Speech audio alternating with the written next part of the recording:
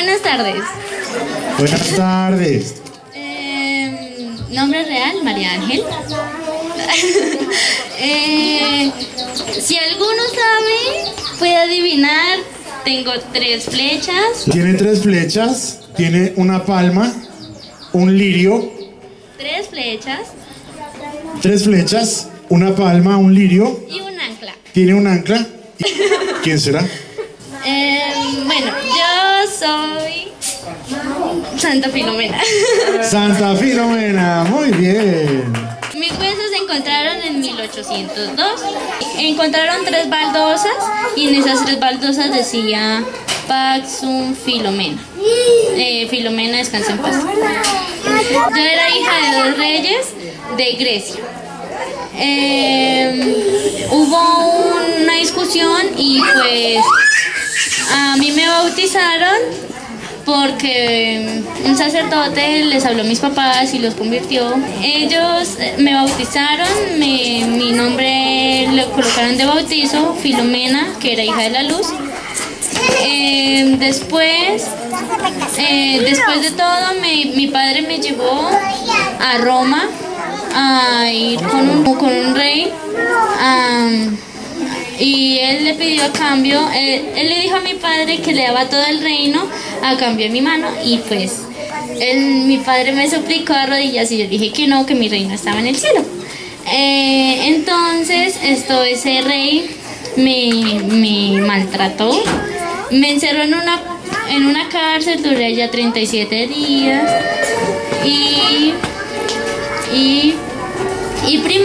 mi primero me desvistió y me puso en una columna y allí me empezó a dar latigazos y a la noche yo parecía horrible y que estaba llena de sangre y en la noche llegaron unos ángeles y me salvaron, me cubrieron de algo y me volvieron otra vez sana, me curaron y después al ver eso pensaban que yo era una bruja y después el rey mandó a que me tiraran flechas y esas flechas me cayeron, otra vez me torturaron y me echaron otra vez a la cárcel y allá otra vez los ángeles me vinieron y me curaron. Después el rey dijo otra vez tiran las flechas pero más afiladas y después me tiraron flechas y esas flechas no salían del arco, así que no me pegaron ni una. Después dijeron que como yo era una bruja, entonces me iban a tirar de un ancla al río y ya tiraron el ancla cuando llegan 2 ángeles y cortan la cuerda. Después dijeron que otra vez tírenle flechas y las iban a tirar con fuego y esas flechas en lugar de ir a mí se devolvieron a 6 y mataron a 6 personas que estaban tirando eso. Después llegó y después el rey se cansó de tanta torturación y me quitó la cabeza. Muy bien, un aplauso para Santa Filomena. Tenemos Santa Filomena, tiene 60, 120, 130 puntos para Santa Filomena. ¿Hay más santos? ¿Quién eres tú, Juan Alejandro? Soy San Juan Bosco. Nací el 16 de agosto de 1815 en Ibeque, Italia. Soy el santo de la juventud. El 31 de enero de 1888 morí santamente. Y en el 9 de marzo de 1847 muere mi mejor alumno, que es Domingo Savio. Mi primer alumno es en el 8 de diciembre de 1841. Sí, de 1841 recibo mi primer alumno, que se llamaba Bartolomé Garelli. El 5 de junio de... Mire, está Santo Domingo al lado, mire. En junio de 1841 me ordenaron sacerdote.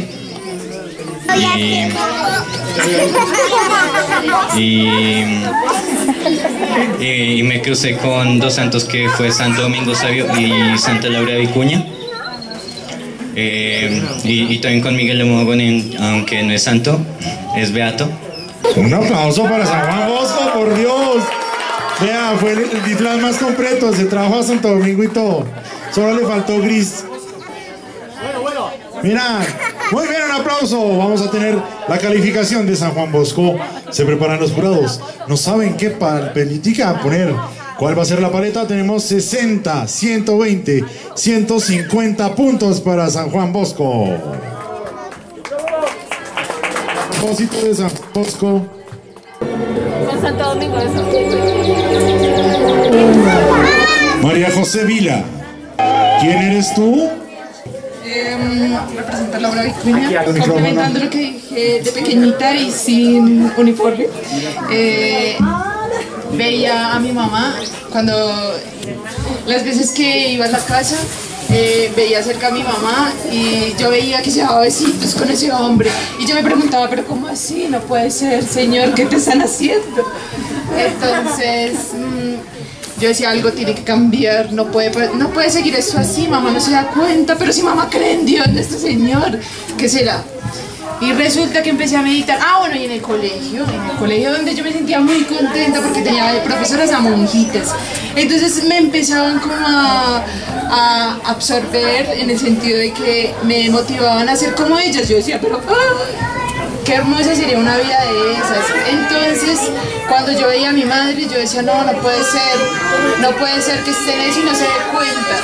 Entonces, cuando compartía con ella y con el Señor, era muy feo porque yo no quería mirar, yo no quería mirarlo.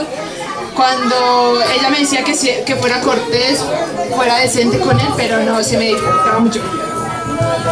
dificultaba mucho.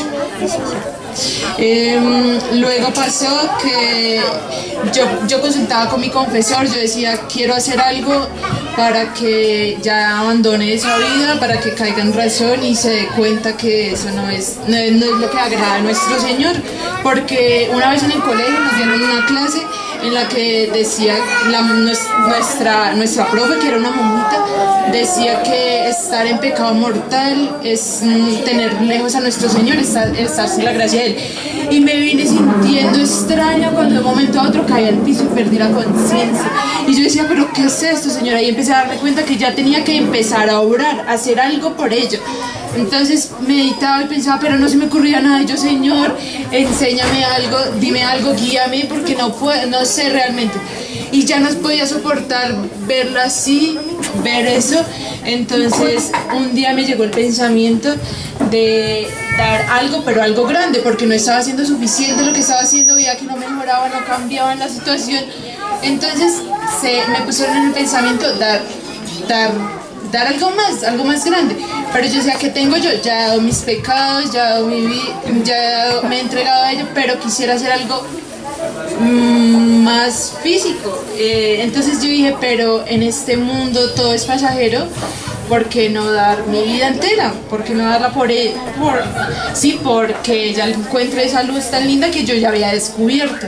Cuando me dijo el Señor que me iba a dar la gracia por medio de Nuestra Señora, en el colegio en donde yo estaba era de María Auxiliadora, y ya que yo realmente veía que no podía seguir a mis profes, a las monjitas, porque era muy lindo llegar a la clase y ver así como a nuestros padres, pero en versión mujeres, a nuestras hermanas, yo decía, no, ya es necesario algo más. Entonces el Señor me mandó una enfermedad, la cual me acostó y ya no pude compartir más con mis compañeras de colegio y ya me tocó estarme más en cama.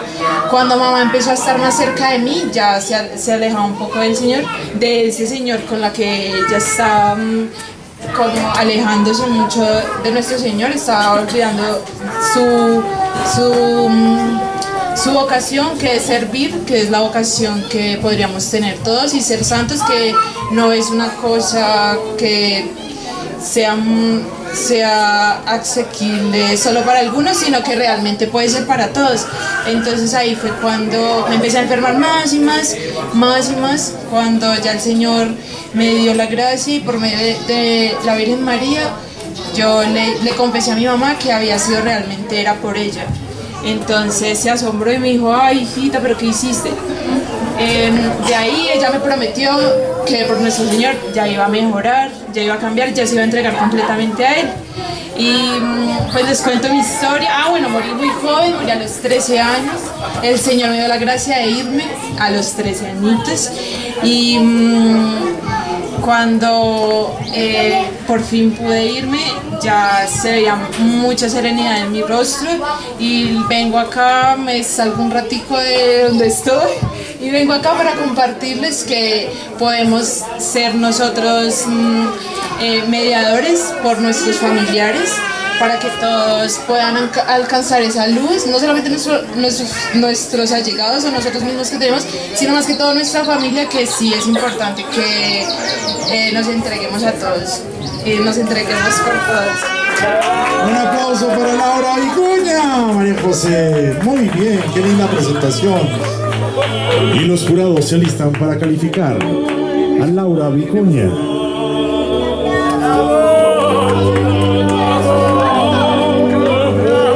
Tenemos 60, 70.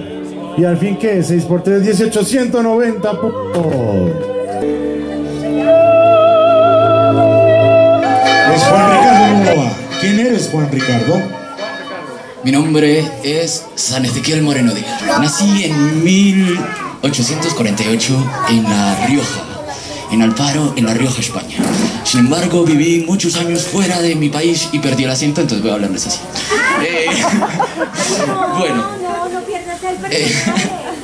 Bueno, San Ezequiel Moreno, yo nací en una familia muy católica, compuesta por Félix Moreno y Josefa Díaz. Fui el cuarto de 6 hermanos, 2 varones y 4 niñas. Tuve la fortuna de vivir en una familia verdaderamente católica. De hecho, cuando yo era muy pequeño, mi papá me llevaba a los rosarios de Aurora en el invierno a ofrecer eso por Nuestra Señora. Desde muy chiquito tenía mi vocación religiosa. Sin embargo, me decían, no, usted es muy chiquito, usted todavía no está listo para ser religioso. Yo le decía, no, pues muy fácil, me pongo un sombrero y ya me veo más grande. Cuando tenía 12 años, mi hermano entró a la orden de los agustinos recoletos. Eso de pronto incentivó un poco más mi vocación. Sin embargo, cuando tenía 16 años murió mi padre.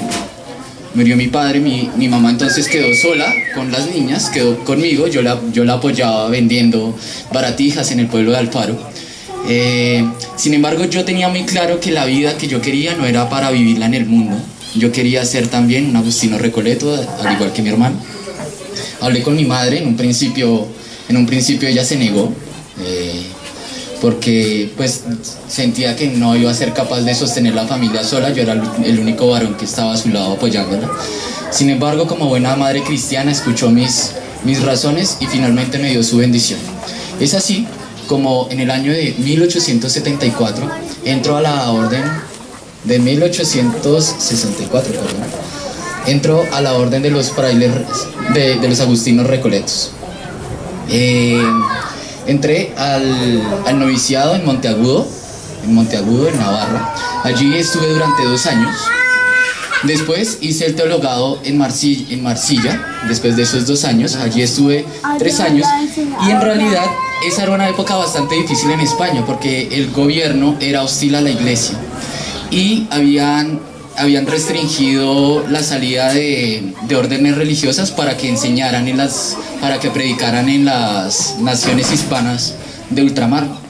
Sin embargo, yo tuve la fortuna de pertenecer a los agustinos, quienes tuvieron ese permiso especial para viajar, para salir a predicar, a misionar.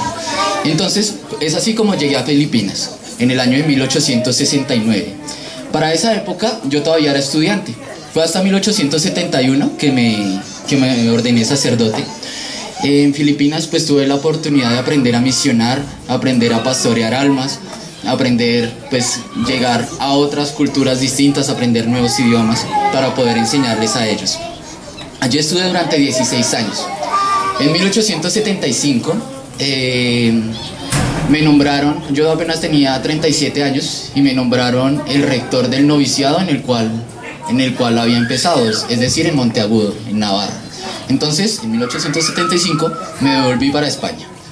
En el noviciado me preocupé mucho por la disciplina, porque realmente nosotros viviéramos la regla de nuestra orden, que es algo muy característico en la enseñanza que yo di durante mi vida, que es importante cumplir con los deberes de Estado. A veces no es tanto hacer cosas extraordinarias, cosas que nos llamen mucho la atención o que parezcan muy grandes a los ojos del mundo, sino realmente cumplir lo que corresponde en cada momento. Y eso era lo que le enseñaba a los novicios. Estuve ahí en 1885 y en 1888 nos llegó la propuesta de venir a las Américas a traer la fe. 6 compañeros agustinos y yo dijimos que sí, aceptamos esa misión, y es así que en 1889 San Ezequiel, yo, llegué a Colombia. Llegué a Colombia, pero no llegué a las misiones, que de pronto es lo más famoso que nosotros conocemos de él. Llegué a Bogotá, llegué a la Candelaria. Allí había un pequeño grupo reducido de frailes, y nuestra misión se basó en 2 cosas. En la confesión, en realidad pasaba casi todo el día confesando, y el tiempo que me quedaba libre, además de hacer las oraciones que me correspondían, lo dedicaba a las predicaciones. También adquirí fama de gran director espiritual. Sin embargo, cuando llegué a Colombia, mi sueño en realidad no era tanto estar en la ciudad de Bogotá. Yo quería misionar, yo quería ir a predicar a los infieles. Y es por eso que tuve la oportunidad de viajar al Casanare. El Casanare en esa época pertenecía a la diócesis de Tunja. Esa misión había sido muy importante, es una misión que llevaba 2 siglos de historia en Colombia, de los agustinos recoletos. Sin embargo, como en décadas anteriores a cuando yo llegué a Colombia, hubo algo conocido como el Olimpo liberal. Estos liberales habían expulsado muchas órdenes religiosas y todas estas misiones, las que habían sobrevivido, habían perdido mucha fuerza. Y esta de Casanare estaba prácticamente perdida. Eso fue en 1889, cuando tuve la oportunidad de viajar a Casanare a misionar. Era realmente fuerte porque eran ambientes bastante hostiles, se sentía grandemente la soledad, y asimismo yo sentía el desánimo de mis compañeros. Cuando llegué a Casanare viajé con 3 frailes más y se veía ese desánimo, a veces como el pensar que en Bogotá se podrían hacer más cosas, de pronto las comodidades, pero yo les insistía en que si esto es lo que quiere Dios que hagamos, es lo que realmente nos va a llevar al cielo, lo que realmente nos va a hacer felices. Y debemos hacerlo por amor a Dios, por buscar la mayor gloria de Dios y la salvación de las almas que Él nos encomienda. Bueno, después de 1890 estuvimos mucho tiempo trabajando en esas regiones, predicando a distintos grupos. Es ahí donde llega como el punto clave de la misión para la cual el Señor me tenía preparado. Había sido muy importante, había ganado muchas almas para Él. Sin embargo, en el entorno global de la situación en América, había sido bastante importante la misión que el Señor me había encomendado. Para entender lo importante de esta misión debemos entender un poco el contexto histórico, en el cual se encontraba Colombia cuando yo llegué. En Ecuador, en décadas anteriores, había gobernado García Moreno y había sido asesinado por los masones. Había sido asesinado por los masones. Los masones habían tomado poco a poco el poder de Ecuador, y cuando yo llegué ya lo tenían tomado totalmente. Por otra parte, en Colombia había pasado lo contrario. En Colombia había... Sí, ¿no? Por favor, padre. Siga, por favor, no se detenga. Monseñor, por favor, tenga piedad. ¡No, un aplauso! No he terminado, un momento, no, todavía falta. Con ustedes, la segunda parte. ¿Cuándo moriste? Bueno. ¿Cuándo te fuiste? Mire, va a morir de tensión alta. Listo. Inicia la segunda parte de 9. Bueno, duré 10 años como obispo en Pasto, de 1896 a 1906. Me empezó a salir una pequeña llaga en la garganta, y eso ya era como los primeros síntomas de una enfermedad, de un cáncer que me iba a llevar a la muerte. Viajé a España por petición de mis allegados. Allá me hicieron tratamientos muy dolorosos, pero pues no tuvieron mucho resultado. Los ofrecí con paciencia, con mucha paciencia. Y finalmente volví a Monteagudo. Volví a Monteagudo, donde morí el 19 de agosto. ¡Sí, murió! ¡Por fin se murió! Pucha, casi no se muere. Casi que no se muere. San Ezequiel returns. La venganza de San Ezequiel Moreno. ¿Habrá ofrecido su llaga con tanta paciencia como la que hemos tenido nosotros?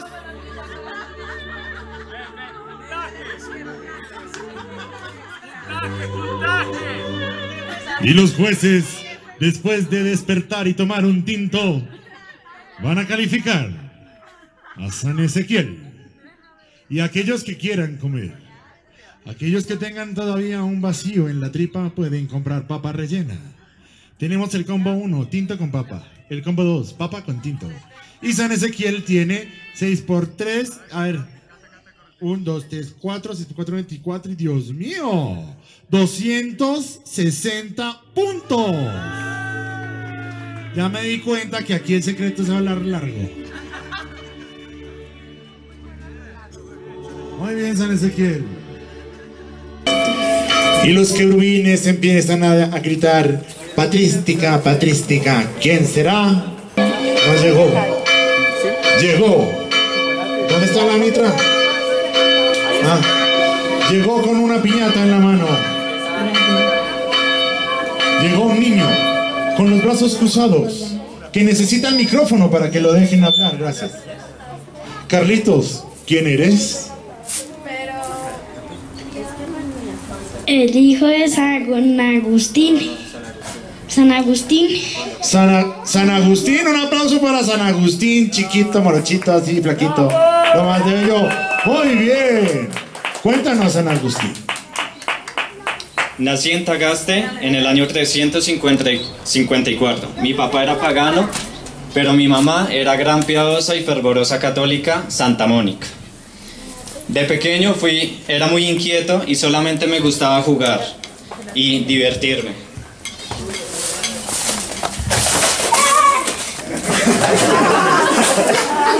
Muy natural, muy natural.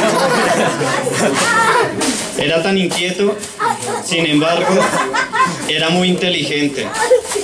Pero en el colegio me castigaban con azotes para que estudiara.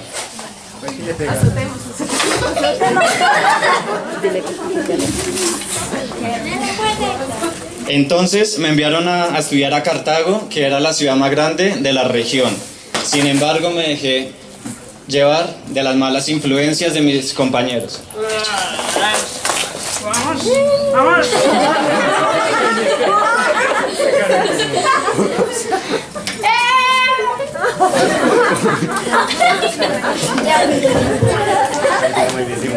Después, cuando era joven, caí en una gran enfermedad y sentí que me moría.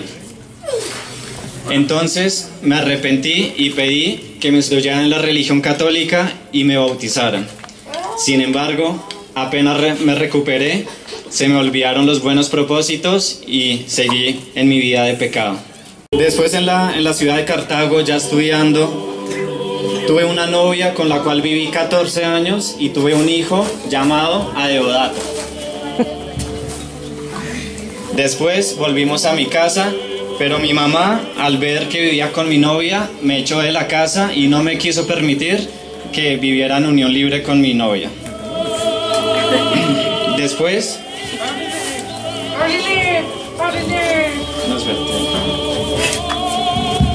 Después, en el camino de mi conversión, empecé a leer grandes sabios como el gran filósofo Platón.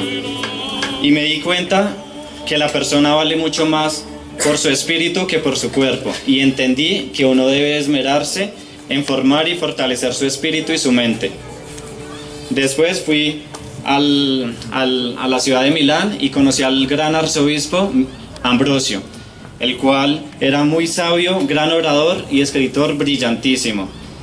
Deslumbrado por su sabiduría y su santidad, no volvió a faltar a ninguno de sus sermones.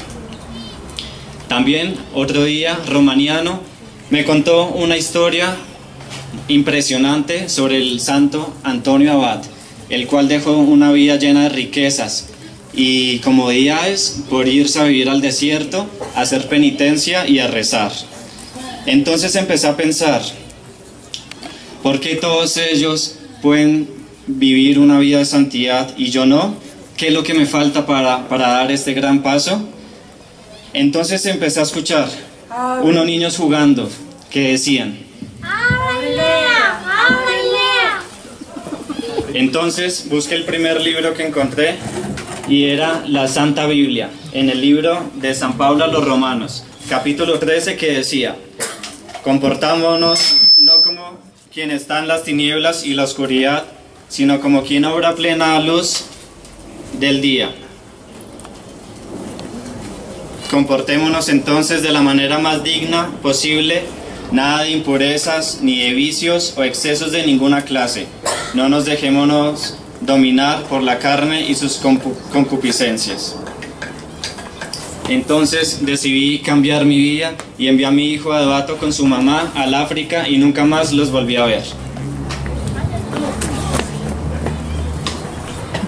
Abandoné todos los juegos del azar y las diversiones y me dediqué a prepararme para recibir el bautizo, y mi mamá gozaba lo indecible y recordaba las palabras del arzobispo Ambrosio, que le había dicho al verla llorar tanto por mí: es imposible que se pierda un hijo por el cual se ha rezado y llorado tanto. Así, en el año 367 recibí el bautizo y mi mamá falleció y me dijo: ya he logrado lo que más deseaba en mi vida, que era verte cristiano católico, y expiró en mis brazos. Al volver al África, me ordenaron sacerdote y por deseo de la comunidad me ordenaron obispo de Hipona. Allí escribí mi libro, Las Confesiones, el cual le agradó mucho a las personas porque todos gozan leer sobre los defectos ajenos. Y una frase muy célebre que aún recuerdan hoy en día: a ese obispo le quedó grande la mitra. nos hiciste para ti, Señor, y mi corazón no descansará, estará inquieto hasta que descanse en ti. Un aplauso para San Agustín, mi patrono, por cierto, mi patrono. Y San Agustín tiene la puntuación. Tenemos, uy, Dios mío, 9 por 2, 18, 9 por 3, 27, 28, 280 puntos para nuestro querido San Agustín. ¿Quién? Vicky, llegó Maribí. ¿Quién eres, Maribí? Yo soy Santa Isabel de Hungría. Más cerquita. Un aplauso para Santa Isabel de Hungría. Muy bien. Soy patrona de Bogotá. Soy patrona de la arquidiócesis también. Soy patrona de las enfermeras y soy patrona de la Tercera Orden de San Francisco. Y me han llamado la mujer más destacada y mejor de la época en Alemania, de la época medieval. Bueno, resulta que yo soy o fui hija de Andrés II, rey de Hungría, y de mi madre, que se llamaba Gertrudis de Merianá. Ella fue también hermana de Santa Eduviges, mi tía. Tía Santa Eduviges. O sea, tengo una santa por ahí. Otra santa. La tía. Mi tía. Ahí llegó la tía. Aquí les presento a mi tía, Santa Eduviges. Yo nací en 1207, el 7 de julio. Y mi padre me comprometió de una vez con el hijo de Germán. Eran los duques de Turingia. Eso les servía políticamente a ellos. Les servía políticamente a ellos hacer esa unión. Resulta que a mí me enviaron a los 4 años a Turingia para educarme con mi esposo desde pequeñita. Pero resulta que estando allá, mi suegra y mis cuñados me hicieron la vida imposible. Me mortificaban, hablaban de mí, rajaban de mí. ¿Yo qué hacía? Yo solo decía, me da mucho pesar de los pobres. Y cada vez que me llamaban a misa y me colocaban mis ajuares y mis aderezos, yo me iba quitando mis aderezos y se los iba dando a los pobres.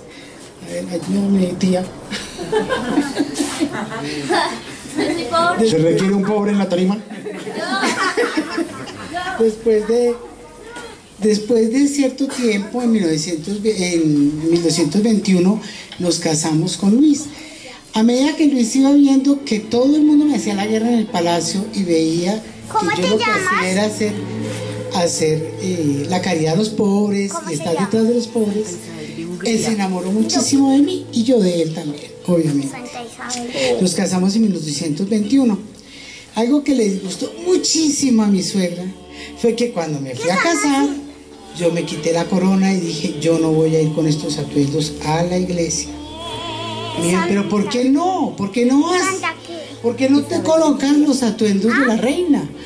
Los collares, la corona. Dije, no puedo hacerlo. ¿Cómo va a llegar yo donde un rey tan especial como nuestro Señor, coronado de espinas, y yo con estas joyas tan espectaculares? No puedo. Yo soy una sierva de él. No puedo llegar así. Mejor que él vestida, mejor que él en atuendos. Eso no les gustó nada, pero estuve muy firme y mi querido esposo me apoyó. Después de que nos casamos, hablábamos mucho entre los dos y decíamos, mire, nosotros tenemos aquí en el palacio, aquí en el reino, tenemos muchísimos inmuebles, muchas cosas que nos dan dinero. ¿Por qué no hacemos una cosa y no tocamos para nada los impuestos que da el pueblo? Y hagamos más bien darle a los del pueblo con sus propios impuestos, solamente obras para el pueblo. Y nosotros podemos vivir tranquilamente con lo que tenemos. Otra de las anécdotas que tengo que les gustó mucho a mi suegra es que hubo un tiempo en que hubo una sequía terrible en Hungría.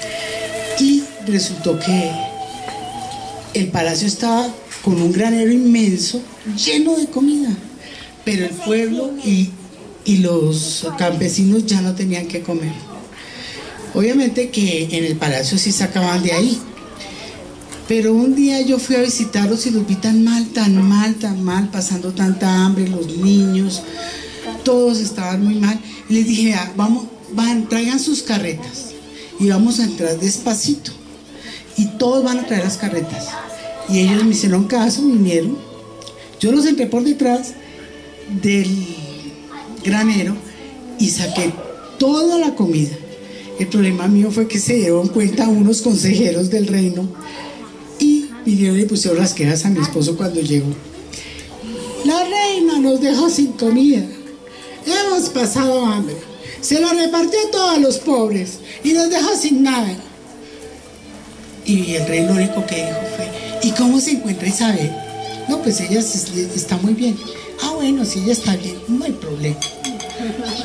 Entonces a él no le molestaba tanto, porque además a él le gustaba mucho era estar en las cruzadas con el rey Federico II. Y le interesaban más las cruzadas que estar pendiente del dinero y de las cosas que regalaba yo. Obviamente eso le fastidió terriblemente más a mi suegra y a mis cuñados. Y cuando iba por la calle repartía mis joyitas, mis cosas, y tampoco les gustaba. Otro día le preguntaron al rey, ¿usted es mi suegra le preguntó a Luis, mi esposo, es que usted quiere mucho a Isabel, con todas las locuras que hace. Dijo, madre, mira, tú ves esa montaña allá a lo lejos. Dijo, sí. Pues toda esa colina, si fuera de puro oro, si me dicen, ¿qué prefiero? Si a Isabel o la colina, prefiero Isabel. Entonces, eso le chocó más a mi suegra. Por lo tanto, yo de 14 años me había casado, tuve 3 hijos, 3 hermosos hijos. El primero fue Germán, el segundo fue Sofía y la tercera una beata muy querida, la beata Gertrudis. Bueno, resulta que desafortunadamente las cosas de Dios y la voluntad de Dios ¿Qué pasa en Tinto? Que casi me enloquezco fue que mataron a murió mi esposo en Italia, pero no porque lo hubieran matado, sino porque estaba preparándose para ir a la 6ª cruzada con el rey Federico.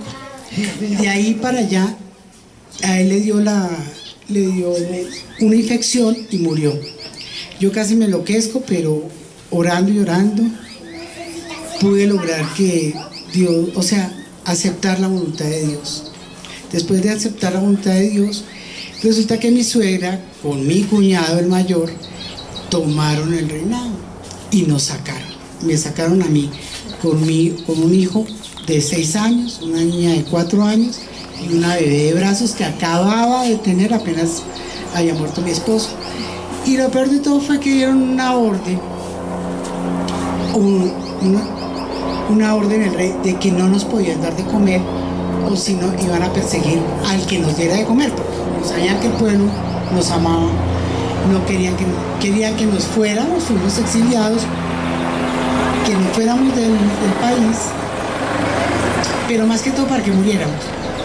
El problema fue que un campesino a la salida de la ciudad tenía un granero y era campesino, entonces nos guardó y nos hizo una cabañita pequeñita detrás, y ahí estuvimos viviendo unos cuantos años, como unos 3 años más o menos. Cuando regresaron los cruzados, amigos y compañeros de mi esposo, se dieron cuenta de la situación y el abuso que habían cometido con nosotros, y hizo que nos regresara también el poder y que mi hijo comenzara a regir con una persona adulta, pues como tutor. Cuando yo llegué al palacio, ya estaba acostumbrada a estar con mis pobres, estaba muy contenta. Le dije a mi hijo, mira, lo único que yo quiero es que me dejes hacer un hospitalito ahí debajo del palacio. Y entonces me dio la autorización y fue un hospital que comenzó con 28 camas. Y yo llevaba a mis enfermitos allí, yo era feliz allí. Y decidí decir, no quiero que me den ni un solo peso, porque hice los votos directamente en la iglesia de pobreza, de pureza y de castidad. Entonces, todo mi dinero, el que me tenían que dar como del palacio, se iba era para mi hospital y para los pobres. Yo me sostenía en la misma chocita, me fui a la cabañita que me había construido, allí viví toda la vida. Conocimos a San Francisco de Asís, y San Francisco me regaló un chalcito que nunca me quité. Se rompía por todos lados. Sí, se nota. Pero nunca me lo quité. Siempre vivía con él. Y fui la primera terciaria franciscana de la parte de Alemania y de Hungría. Por eso también soy patrona de ellos. Bueno, en fin. ¿Cuándo te moriste? Mi vida terminó muy pronto. Morí a los 24 años como Santa Teresita del Niño Jesús. Y yo me distingo por el pan y por las rosas. ¿Por qué?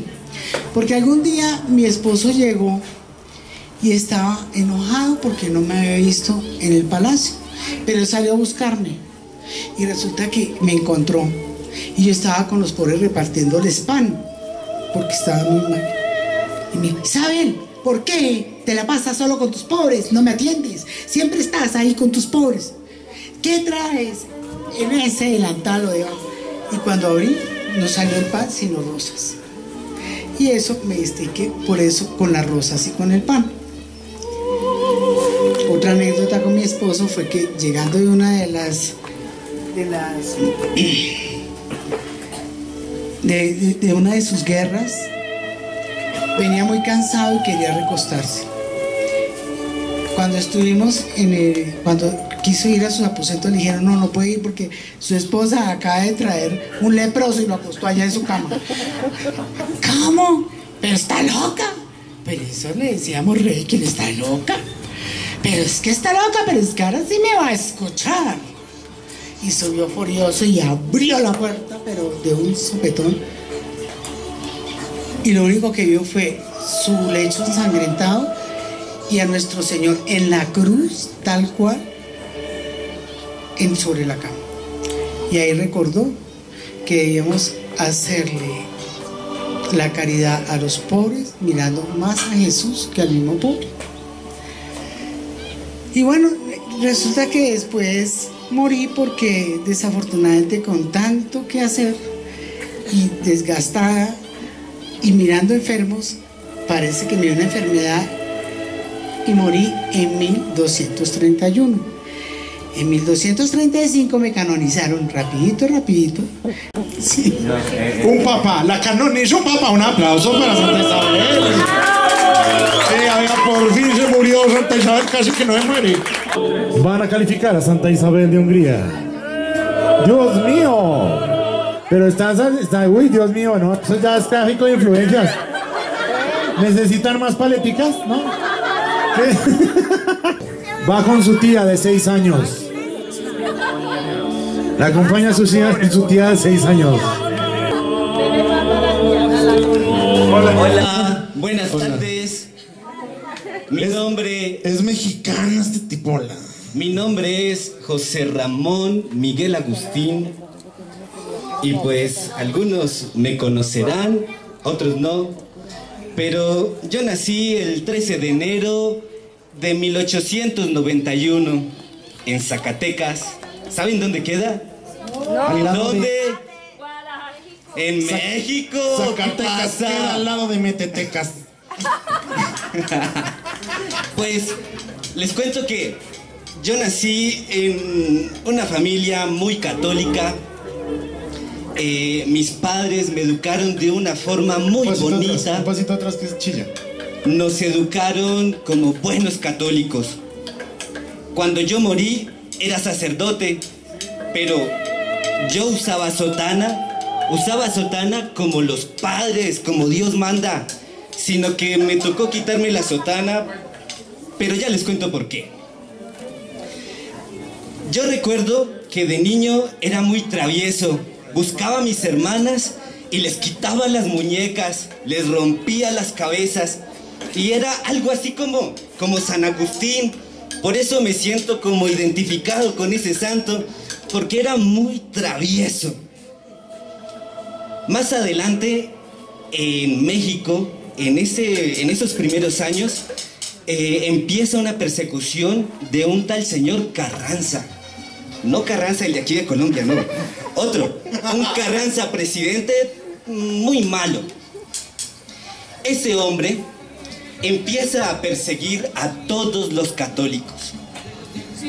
Más adelante, cuando yo tengo unos 18 años, me voy con mi padre, que se llama también Miguel, y ayudo a dirigir una empresa minera. Pues porque allá donde nosotros vivíamos era una tierra donde había muchas minas. Más adelante me sentí llamado por la vocación religiosa y pues decidí cuando tenía cerca de 22 años irme para el seminario. Ahí empieza a gobernar México otro señor muy malo, No sé si lo han escuchado, se llama Plutarco Elías Calles. Malísimo, malo. Pero el problema es que había malos católicos que no votaban por católicos, sino por allá por esos tipos que eran comunistas. Y pues bueno, yo me voy para el seminario y allá en el seminario tengo que estudiar en Estados Unidos y en Europa. En Europa me pasó una anécdota muy curiosa. Me mandaron de Bélgica y en el tren justo yo iba con mi sotana, porque desde el seminario, como los de la reja, se ponen la sotana cuando son seminaristas. Y pues nada, yo me subí al tren y oh sorpresa, veo un montón de gente con símbolos extraños, símbolos que tienen un martillo y una hoz. Adivinen quiénes eran. Los masones. Pues eran comunistas. ¡Ja! Y pues los comunistas me dicen: ¿y usted, curita, no sabe dónde vino a caer? Y pues yo les dije: no, ¿dónde vine a caer? Y ellos me dijeron: pues en medio de socialistas. Y yo dije: qué bueno, pues yo también soy socialista. Venga, ¿no tienen algo para convidarme?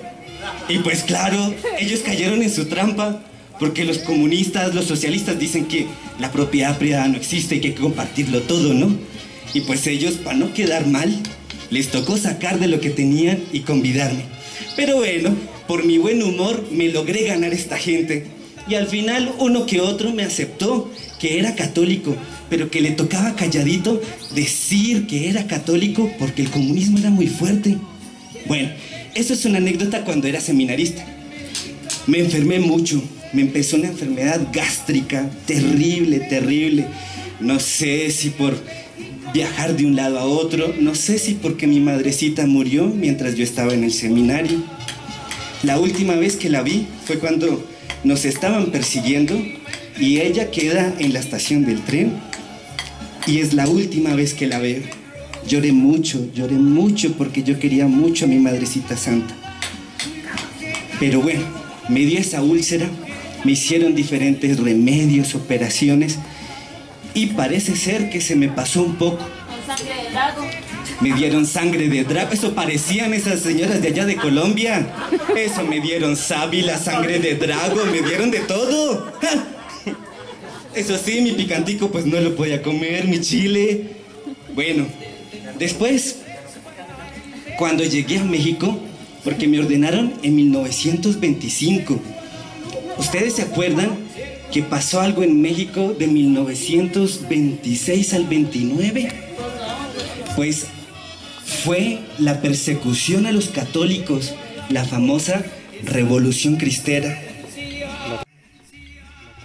Ahí conocí grandes hombres, un abogado católico que se llamó Anacleto González Froles. Fue un líder muy bueno, un hombre católico excelente, que también fue ejemplo para mí. También estaba un padrecito, el padrecito Mateo. Ese padre muere en la Revolución Mexicana, en la Revolución Cristera, porque él no quiere revelar un secreto de confesión. Ustedes como católicos saben que hay una cosa que se llama el sigilo sacramental. Y le pedían a este padrecito que revelara secretos de confesión. Y algo así como Santo Domingo Sabio, prefiero morir antes que pecar, el padrecito prefirió morir antes que revelar un secreto de confesión. Ese padrecito fue el que me dio la comunión cuando yo era chamaco. Y pues bueno, llegué a México y hagan de cuenta que me tocó volverme como un James Bond.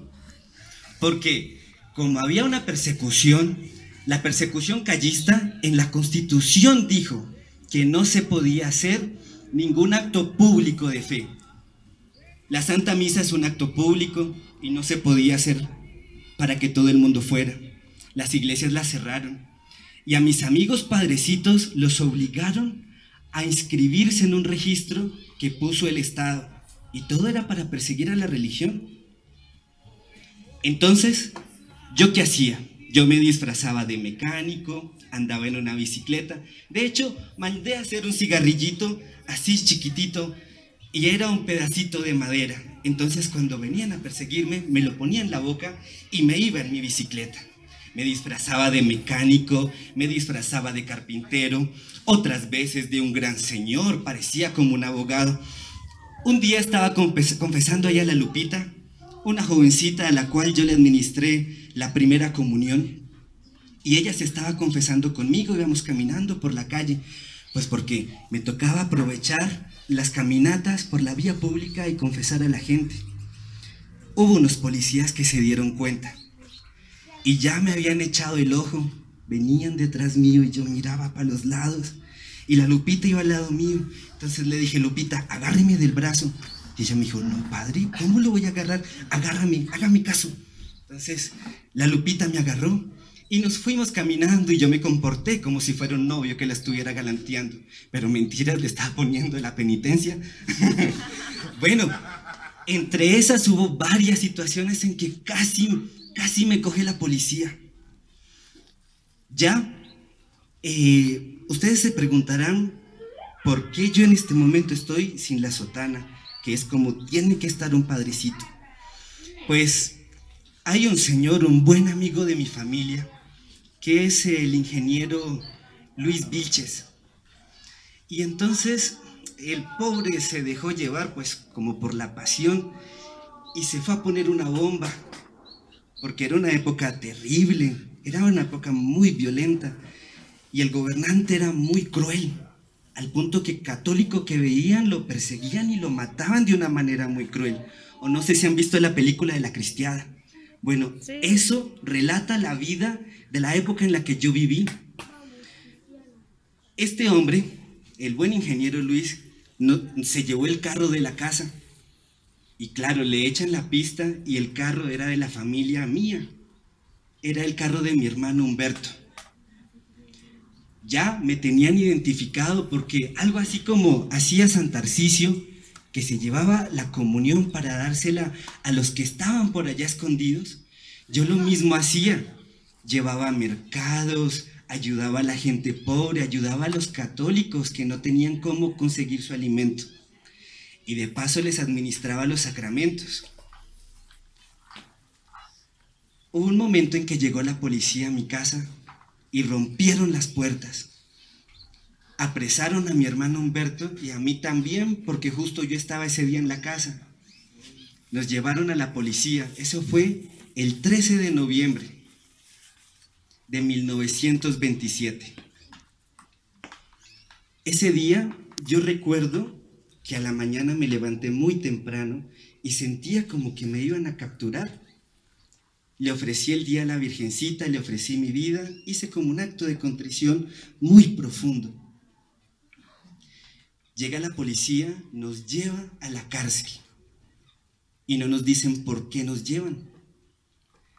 Al día siguiente, el ingeniero Vilches se presenta a la comisaría y dice que él es el responsable, que mi familia, ¿saben qué apellido era?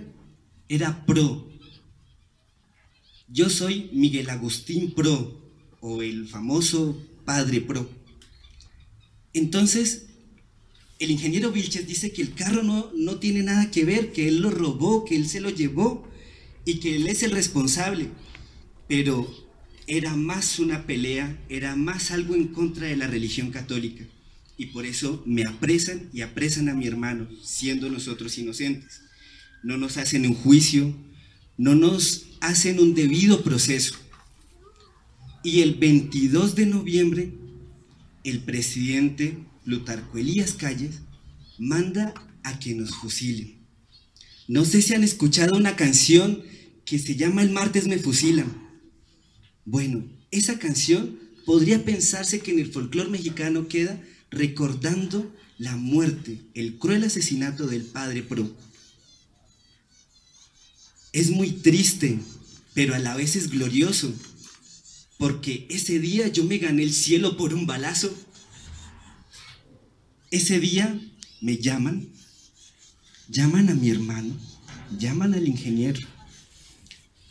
Primero le disparan al ingeniero, después yo veo morir a mi hermano cuando cae en el piso. Y cuando yo me acerco, lo único que me permiten tener en mis manos es un rosario. Y en la otra mano tenía una cruz. Me piden que cierre los ojos, pero yo no los quiero cerrar, porque yo quiero ver esas balas que me van a dar el cielo. pongo mis brazos en cruz y me dispara. La escena quedó para toda la historia, porque el gobierno comunista se dedicó a publicar estas fotos y no se dieron cuenta que le salió el tiro por la culata, porque registraron un martirio. Y al registrar ese martirio, muchos de ustedes pueden ver esas fotos en una cosa que hoy en día llaman internet. ¿Es que se llama? Bueno, eso que se llama internet. Ahí pueden buscar, como hoy el padre decía en el sermón, que no hay que perder el tiempo, pero para buscar cosas buenas sí se puede, pues no, ¿cierto? ¿Cierto, padre? Y pues bueno, esa es mi historia.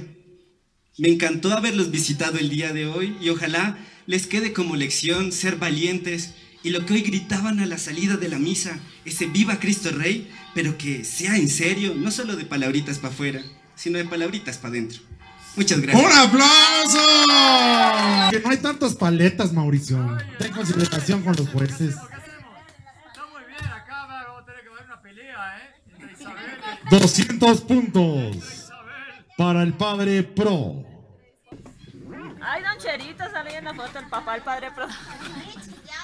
¿Quién eres? Catalina. Bonjour. Bonjour, mademoiselle. Je suis Saint Jean d'Arc. Muy bien, muy bien. Pero como ustedes hablan castellano, hablaré en castellano. Ay, disculpe. Nací en 1412 en una familia de labradores. Fui una humilde campesina, aunque me vean con esta armadura. Y en el contexto en el que me encontraba, Francia vivía una horrible guerra civil entre dos príncipes que se disputaban la corona. Muy temprano en mi vida empecé a tener visiones con San Miguel Arcángel, que se me apareció con una misión muy especial, la misión de defender a Francia. De manera que tenía que defender a Francia de la invasión inglesa, esos ingleses que luego se vuelven protestantes. ¡Qué horror! Piratas, piratas. Piratas, piratas y herejes. Así que se me aparece San Miguel Arcángel, siendo yo muy joven, y empiezo a decirme que me visitarán dos santas mujeres. Estas dos santas mujeres serían Santa Catalina de Alejandría, que me aconsejarían, Santa Margarita. De manera que, siendo yo muy joven, era muy piadosa gracias a la instrucción de mi madre y iba diariamente a misa. Allí comulgaba y ofrecía todo a nuestro Señor. Pero las visiones... Pero las visiones continuaban cada vez con más fuerza y mis santas visitadoras me decían que debía yo llevar al verdadero príncipe de Francia a ser coronado en Reims. Así que mi misión era comandar los ejércitos franceses contra la invasión inglesa y hacer coronar en Reims a el verdadero príncipe, el delfín. Sí, así se le decía.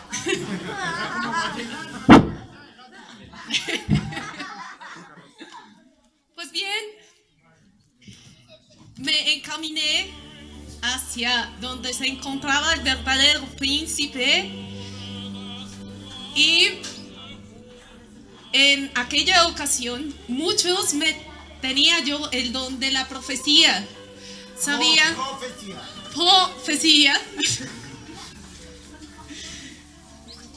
Así que todos me tildaban de bruja y no sabían si mis poderes eran divinos o demoníacos. Sin embargo, yo persistí y me acerqué al príncipe, al delfín, futuro Carlos VII, y él que había en su momento implorado a nuestro Señor que le diera una señal para saber si debía persistir en sus intereses en la corona, me envió a mí el Señor Rey del Cielo y le reconocí incluso sin su corona ni su vestimenta de príncipe inmediatamente. Esa fue la señal divina. Como tenía yo el don de la profecía, hice varias profecías, entre esas las de ganar la batalla de Orleans, Orleón, como dirían los franceses. Y sabía que sería herida con una flecha en aquella batalla.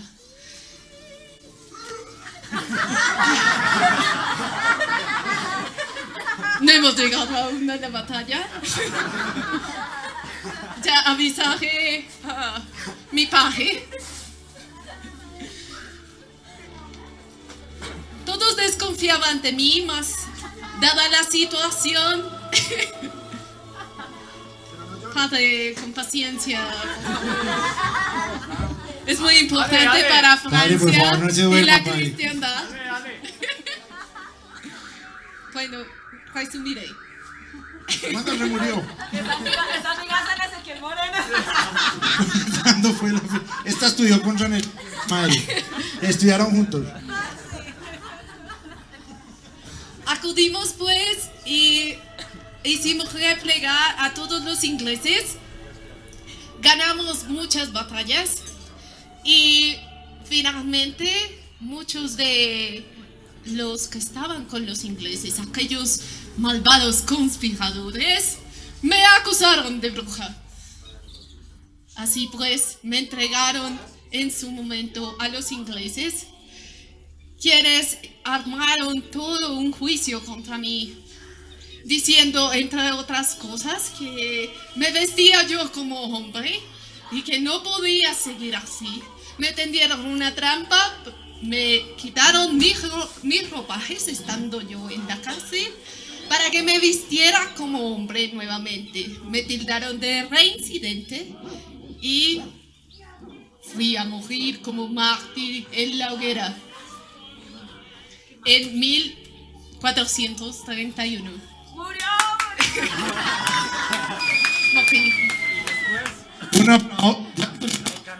¿Terminó? 20 años después, a pesar... No, sí, ya voy para allá. 20 años después, revisaron el proceso por el cual fui condenada y me rehabilitaron. Y luego, muchos siglos después, ya en el siglo XIX, con el Papa León XIII, se inició la causa de mi beatificación, que terminó con mi canonización. Bueno, primero la beatificación por San Pío X, nuestro santo patrón, y la beatificación, la canonización con Pío XI, 1920. Bien, soy ya santa. Santa Teresita del Niño Jesús me compuso un poema para la canonización. Muy bonito, leanlo. Tenemos la calificación de Santa Juana de Arco. La Santa Juana de Arco le han puesto 60, 120, 180. Uy, qué cantidad de puntos. Jalado por corceles en llamas. ¿Quién será? ¿Será San Pedro? Porque Hola, infieles. Yo soy Elías. Robin Hood, no, Elías. Soy Elías. Ese es mi báculo. Viví en el 900 antes de Cristo. Soy, si no el más, uno de los más importantes profetas de la antigüedad. Hice un sinnúmero de milagros. Redirigí al pueblo de Judá. Fui el profeta del rey Acab, bisnieto de Salomón, que salió muy inteligente el muchachito. Pero al final se nos torció el muchacho, porque por sus concubinas hizo que el pueblo elegido... Bájale un poquito de mamita, gracias. Hizo que el pueblo elegido se convirtiera en pagano. Tenían dioses paganos. ¿Por qué? Porque Salomón, por andar detrás de las faldas de las chinas estas, empezó a poner estatuas de dioses paganos. Y el pueblo empezó a adorar estos dioses paganos. Entonces a Salomón le nació Roboam, su hijo, que lo sucedió. Chino vergajo, igual que el papá. 60 años duró el pueblo en la idolatría, gracias a las faldas. Por eso, muchachos, cuidado detrás de qué faldas se van. Así que a Roboam lo sucede, a Roboam lo matan por sabandija, a él y a toda su familia. Entonces mi rey, porque cada rey en la antigüedad tiene un profeta, yo soy el profeta de Acab, que no es hijo de Roboam. A Acab lo eligen porque a Roboam lo mataron junto con toda su familia. Y Acab estaba casado se llamaba Jezabel. Pues Jezabel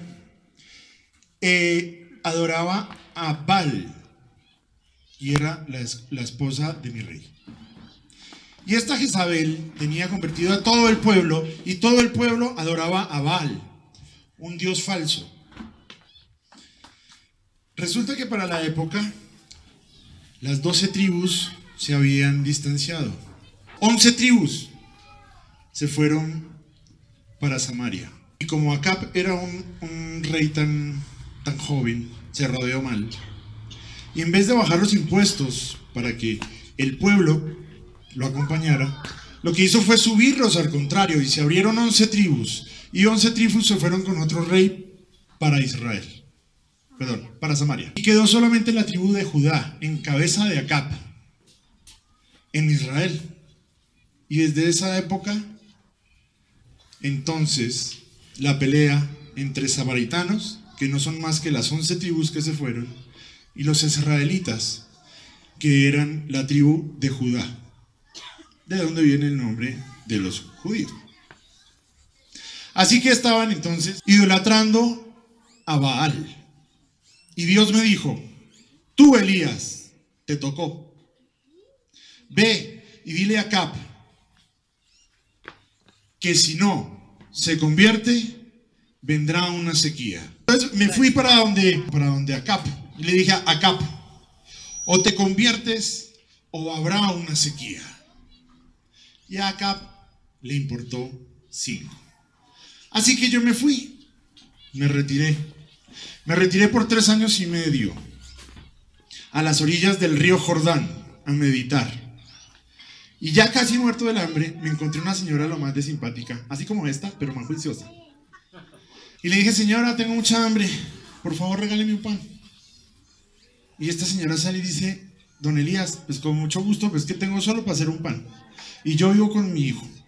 Se me acaba el aceite y la harinita y nos morimos los 3, hermano, porque no hay más. Yo le dije: tranquila, no se preocupa. Yo pido que Dios paga. Usted deme el pan y va a ver que nunca le va a faltar. Y así fue. Esta señora, a orillas del río Jordán, alimentó a Elías para que no muriera de hambre, y jamás le faltó el pan en su casa, a pesar de la sequía. Después de 3 años y medio, se murió el muchachito. Entonces vino la señora, llorando, y dijo: se me murió el muchachito, Elías. Le dije: no se preocupe.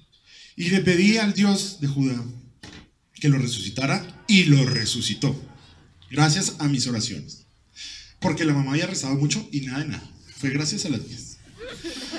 Así que una vez resucitado el hijo de la señora, volví al reino y le dije: Acab, Y entonces cuando llegué a donde Acab tenía la boca seca, tenía los labios partidos, porque 3 años y medio de sequía habían azotado en Israel al pueblo de Judá.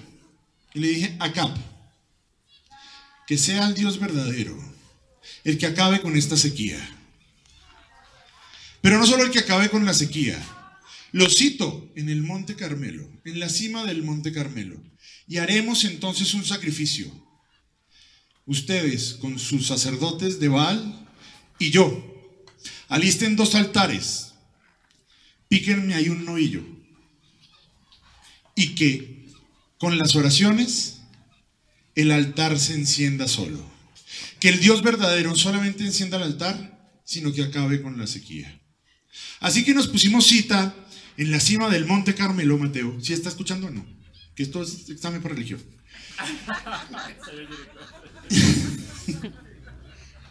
Nos pusimos cita y los 450 sacerdotes de Baal armaron su altar. Pusieron el carnero, la madera seca, le echaron alguito de cera para ayudarle, un poquito de gasolina, y empezaron a rezar. Y rezaron toda una mañana, 450 pingos. Y no pasó nada. ¿Qué es eso de pingo? Pingo es el diminutivo de profeta de Baal, de sacerdote de Baal. Así que una vez me tocó a mí, ya estaban cansados los profetas de Baal de bailar y de gritar y de suplicar. Yo me levanté solo, todo el mundo estaba expectante, y entonces Elías se levantó y dijo, ¿todavía no va a rezar? Hágame el favor, tráigame aquí unas cubeticas de agua y me moja toda la madera. Mójelo todo. Entonces mojé con agua todo el altar. Y entonces miré al cielo y dije, oh Dios de Jud, y no alcancé a decir y ¡uah! Cayó una bola de fuego desde el cielo y encendió el altar. Sienta ahí, quieta y callada, que no te estoy preguntando.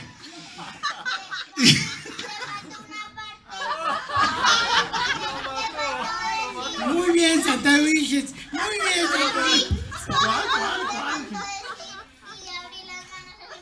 Pero yo las abrí ahorita. Ay, yo las abrí, pero yo las abrí siempre. Yo abrí las manos, ¿sí o no? Ah, abrió no me la faltó. boca, abrió no la me boca. faltó. Yo abrí así y dije. Abrió la boca, no las manos. Y se prendió, se encendió el altar. Y entonces la tribu de Judá vio que Baal era un dios falso. Y en castigo, esa misma tarde, en la cima del Monte Carmelo, fueron asesinados 450 sacerdotes de Baal. Y corrió la sangre. Y ahí, en la cima del Monte Carmelo, yo, Elías, el único santo que puede tener Converse rojos, sí, eso como que y gafas, no vaya la venta de eso. y fumar Marlboro. ¿Por qué? Porque aún no he muerto. Me doy el lujo de comprar Converse en Unicentro. Ningún otro santo puede, porque no he muerto. Ay, bueno, entonces corrió la sangre. Y ahí mismo, en la cima del Monte Carmelo, me retiraba yo a orar con frecuencia. Y orando con frecuencia, empecé a tener discípulos. Y esos discípulos se reunían en el Monte Carmelo a orar. Y ahí yo, Elías, no con Converse rojos, pero yo, Elías, fundé la orden religiosa más antigua de la historia, el Carmelo. Y yo, Elías, me puedo dar el lujo de tener el escapulario, vea, porque además yo fundé la congregación donde Nuestra Señora lo entregó. Pero bueno, una vez esto, Jezabel, no contesta. Dígame. Jezabel me estaba buscando para matarme, me quería matar, así que tuve que retirarme al desierto por 40 días. Pero antes vi un chino que estaba así, que dije, este está como juicioso, venga a ver. Y entonces ese chino se llamaba Eliseo. Y yo viendo que ya venía mi hora de irme, me llevé a Eliseo 40 días al desierto. 40 días sin agua y sin pan. Pero los ángeles, a mí y a Eliseo, nos bajaban pan del cielo y maná para que aguantáramos. Una vez volvimos del desierto, auxilio. Una vez volvimos del desierto. Iba yo con mis discípulos, íbamos caminando. Y entonces llegamos otra vez a orillas del río Jordán. Y dije, tengo que pasar. Y mis discípulos decían, ay, sí, hay que pasar. Y no había ferry, no había planchón, no había piragua. Entonces no fue sino que yo le dijera a nuestro Señor, oh Dios de Israel, y abrió el Jordán en dos, como cuando Moisés salió de Egipto. Se abrió el Jordán en dos, pasamos todos, con los pies secos, llegamos al otro lado, y detrás nuestro se cerró el río Jordán.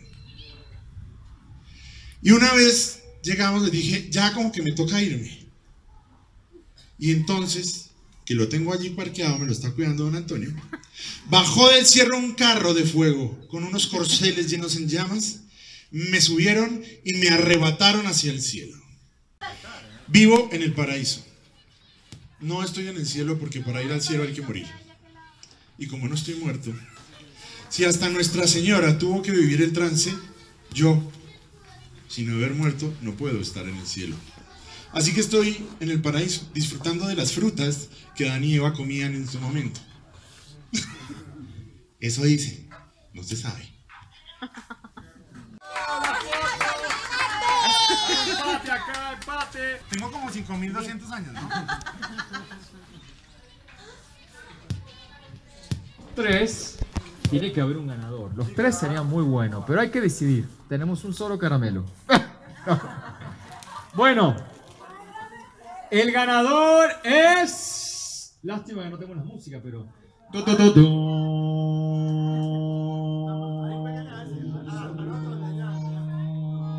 ¡Santa Isabel de Hungría!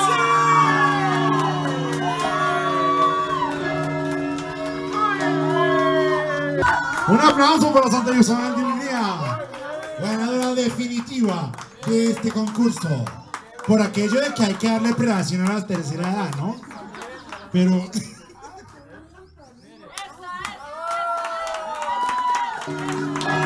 Todos, y gracias por todo lo que han podido trabajar, han sufrido, y todos los que nos han aportado espiritualmente y como familia siempre unidos. Así que Dios me los bendiga y hasta el próximo evento. Vamos a darnos una Ave María en acción de gracias. En nombre del Padre, del Hijo y del Espíritu Santo. Amén. Dios te salve María, llena de gracia, el Señor es contigo, bendita tú eres entre todas las mujeres y bendito es el fruto de tu vientre Jesús.